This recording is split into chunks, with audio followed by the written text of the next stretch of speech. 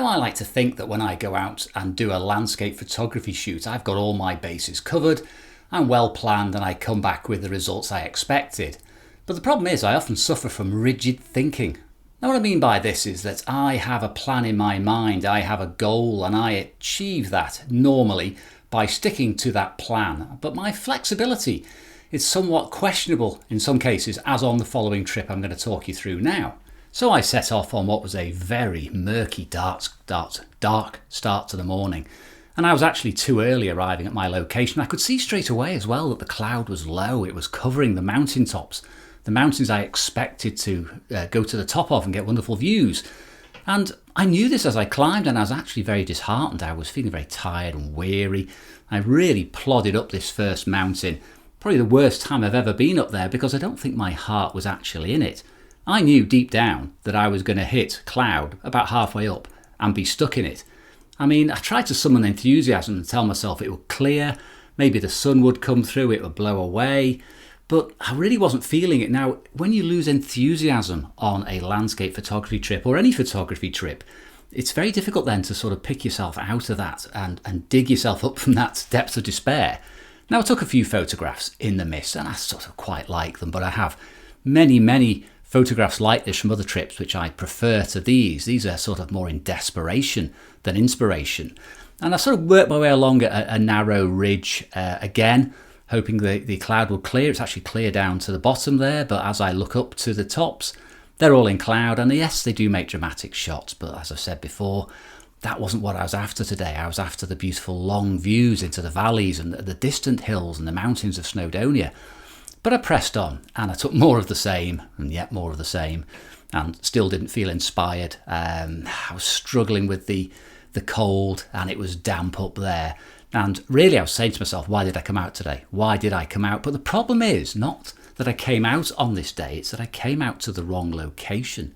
I chose the wrong location to photograph in for this particular type of weather. And I persevered at it for 2 or 3 hours as I clambered along a narrow ridge, a little bit of clear there. I was thinking again, will it clear up? And it just wasn't going to. The forecaster told me this. I had 3 or 4 weather apps, and they'd said the same thing. They'd said low cloud on the tops. You know, you're going to get stuck up there, and it might blow away by 2 or 3 o'clock. Well, this is like 6:37 in the morning. The sort of moisture's forming on my gloves. I was getting cold. I was getting tired. So what I decided to do, more by accident than anything else, was descend a little bit. And then as I descended, I could see that the scenery opened up, and it was magnificent. And I actually told myself this, while I was descending. I was saying, this is more the sort of scenery you should be shooting. Why are you so rigidly stuck on getting those big shots? Well, I'd had great expectations for this trip. It was going to be a 10-miler, some wonderful peaks, but as I got up to the tops, as you can see from the footage, the cloud was just too thick, and I've even dropped down probably halfway already, and it's only just clearing here, so I am glad I made that decision. Now, as you can see here, this is very dramatic scenery. This is the sort of scenery I would normally be very pleased for. But despite me only being out now for about 4 hours, and it was only about 9 in the morning, I'd become totally disheartened, and I actually knew that I was going to give up the shoot and go home. And I was home by about 11 o'clock, even with a 2-hour drive. But had I gone out with a more flexible approach, I would not have headed off up those mountains. I would have stayed in the foothills. I'd have stayed around the lakes here. I'd have photographed what works for that particular day. I would have had a less rigid mindset. Now, bless. But obviously, when you go out with a predetermined set of criteria and images you must come back with, you find it difficult at times. I find it almost impossible to shake that.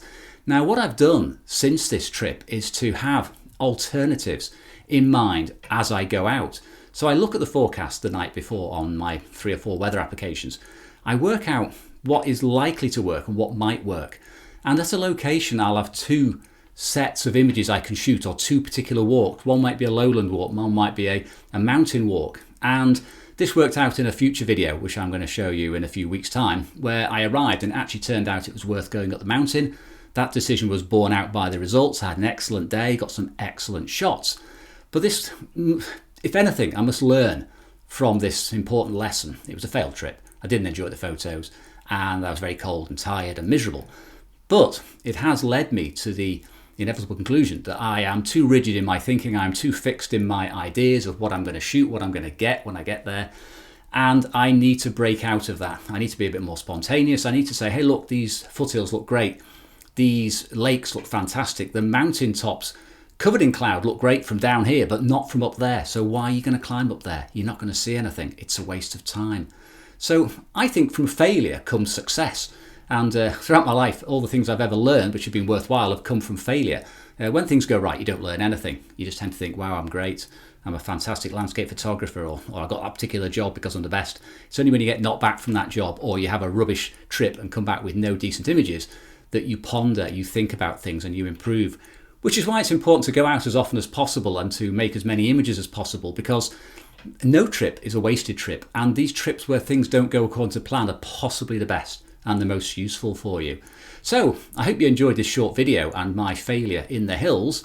And yeah, I look forward to seeing you on a more successful trip in a few weeks' time. So thanks for watching, and I'll see you again soon.